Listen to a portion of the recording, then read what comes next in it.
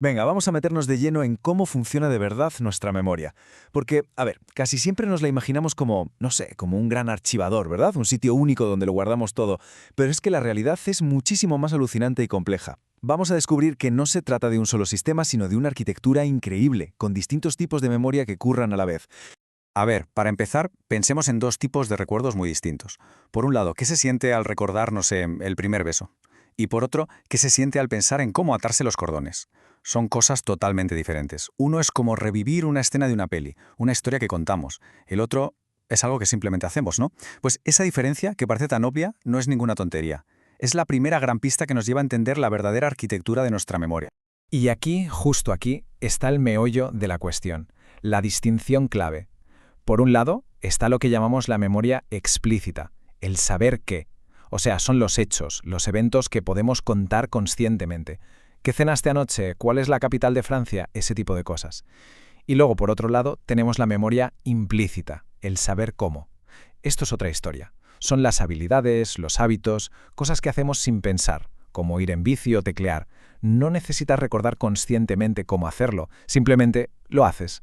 Vale, ¿y cómo intentaron los científicos poner orden en todo esto? Bueno, pues al principio propusieron un modelo bastante sencillito, muy lineal. Imagina una especie de mapa de carreteras para un recuerdo. La idea era seguir el viaje de cualquier información desde que la captamos con los sentidos hasta que supuestamente se queda guardada para siempre. Y este primer modelo, que es el famoso modelo de Atkinson y Shiffrin, lo imaginaba todo como un viaje a través de tres cajas, tres paradas. Primero, la información entra por los sentidos, a una especie de almacén sensorial. Si le prestamos atención a algo, ¡op!, salta a la segunda caja, la memoria a corto plazo. Y así le damos vueltas, la repetimos, o nos parece súper importante, pues conseguiría pasar a la tercera y última caja, la memoria a largo plazo. Parecía lógico, ¿no? Vamos a fijarnos en esa segunda caja, la memoria a corto plazo. En este modelo era básicamente como una sala de espera, un POSIT mental, un sitio donde podíamos apuntar un par de cosas para usarlas ya mismo. Pero ojo, por muy poquito tiempo y con un espacio, pues eso, muy limitado.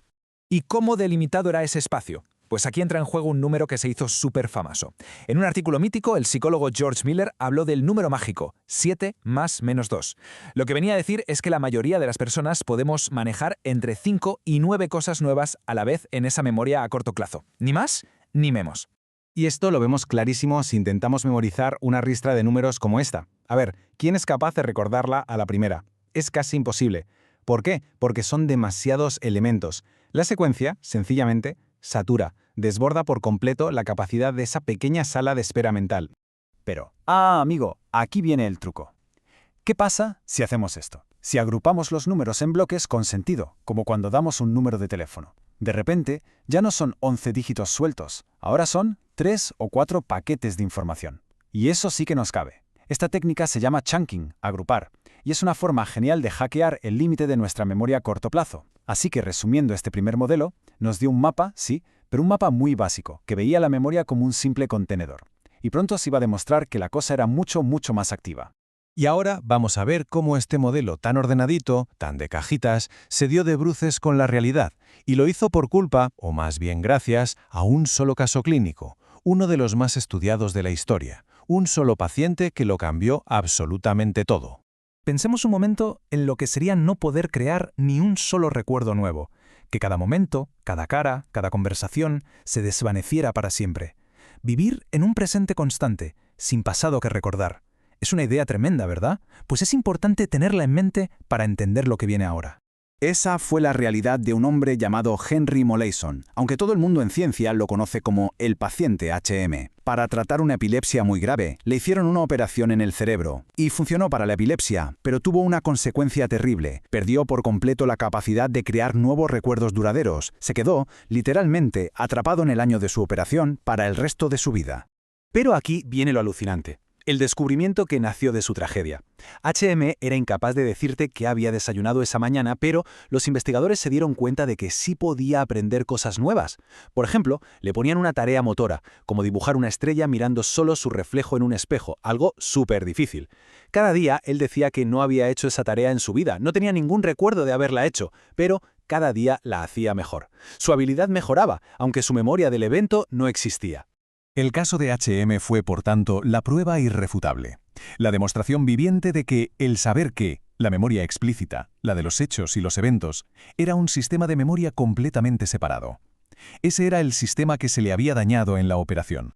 Y este sistema del saber qué se divide, a su vez, en dos partes. Por un lado, la memoria episódica. Piensa en ella como la serie de tu vida, los capítulos, tus cumpleaños, tus vacaciones, lo que pasó ayer, tu autobiografía. Y por otro lado está la memoria semántica. Esto es más como tu propia Wikipedia interna. Datos, hechos, conocimiento general. Saber que París es la capital de Francia, por ejemplo, eso es memoria semántica. Y a la vez, el hecho de que sí pudiese aprender a dibujar la estrella demostró que había otro sistema de memoria, uno paralelo que estaba perfectamente intacto, la memoria implícita o procedimental, el saber cómo, el almacén de las habilidades, lo que hacemos sin pensar. Así que, ¡boom! Esa fue la gran revelación gracias a H&M. La memoria no es una sola autopista, son como mínimo dos carreteras paralelas que pueden funcionar por separado. Y claro, este descubrimiento lo puso todo patas arriba. Claro, si resulta que hay sistemas de memoria en paralelo, la idea de esa memoria a corto plazo como una simple sala de espera, pues ya no cuadraba. Tenía que haber algo más, algo mucho más sofisticado pasando ahí en medio. La pregunta entonces caía por su propio peso. Si H&M podía aprender una habilidad sin recordarla, ¿dónde estaba trabajando con esa información para mejorar día a día? Ese espacio mental tenía que ser mucho más activo, mucho más dinámico que un simple almacén pasivo, ¿no? Y efectivamente, así es como evolucionó la idea. Se abandonó el concepto de almacén y se adoptó uno mucho mejor, el de un taller mental, o una mesa de trabajo. Y así nació el concepto de la memoria de trabajo, un sistema activo, un espacio donde no solo sostenemos la información un ratito, sino que la meneamos, la combinamos, la transformamos, donde literalmente trabajamos con ella. Y uno de los modelos más potentes sobre esto, el de Baddeley y Hitch, propone que este taller mental tiene un jefe, un ejecutivo central. Piensa en él como el director de orquesta de la mente. Es el que decide, atención a esto, y el que coordina a todos los demás sistemas para que trabajen juntos. Este jefe tiene un par de ayudantes especializados. Uno es el bucle fonológico. ¿Sabes esa vocecilla interior que se pone a repetir un número de teléfono para que no se te olvide mientras buscas dónde apuntarlo? Pues eso, ese es el bucle fonológico, manteniendo la información verbal viva a base de repetirla. El otro ayudante principal es la agenda visoespacial. Este es básicamente nuestro ojo mental, es lo que nos permite visualizar cosas. Cuando piensas en el camino más corto para ir a un sitio, o cuando intentas imaginar si ese sofá cabrá en el salón, ahí está trabajando tu agenda visoespacial. Así que el salto de gigante aquí es brutal. Pasamos de una sala de espera pasiva a un taller mental súper activo, el lugar donde de hecho pensamos en tiempo real. Entonces, para que nos quede claro el viaje que hemos hecho, hemos pasado de un modelo súper simple, una línea recta con 3 cajas, a una visión muchísimo más rica y dinámica. La memoria no es una calle de sentido único, es más bien como una red de metro, compleja y con un montón de conexiones. Y este sería el panorama completo. Nuestra memoria es en realidad un conjunto de sistemas que curran en equipo. Tenemos la memoria explícita, el qué sabes, dentro de ella la de los episodios de tu vida y la de los hechos. Luego la memoria implícita, el cómo lo haces, la de tus habilidades. Y finalmente la memoria de trabajo, el con qué trabajas, ese taller mental activo, todo a la vez. Y claro, entender esto lo cambia todo. Ya no tiene sentido hablar solo de memorizar. Ahora podemos pensar en entrenar partes concretas de la memoria.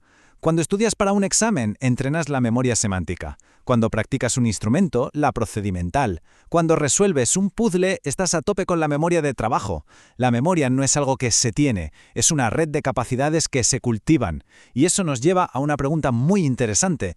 ¿Qué parte de esa red estamos entrenando cada día?